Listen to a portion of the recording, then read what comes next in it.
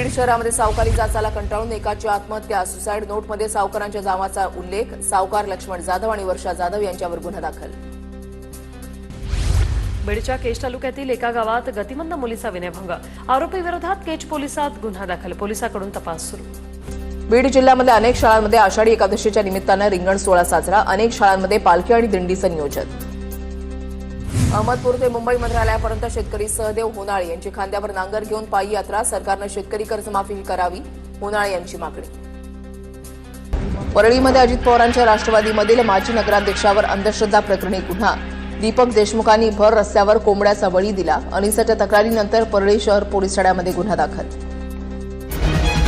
3 वर्षांपासून सातत्याने TV9 Marathi number 1 बातम्यांचं एकमेव हेडक्वार्टर TV9 मराठी आता DD फ्री डिशवर चॅनल क्रमांक 68 वर उपलब्ध।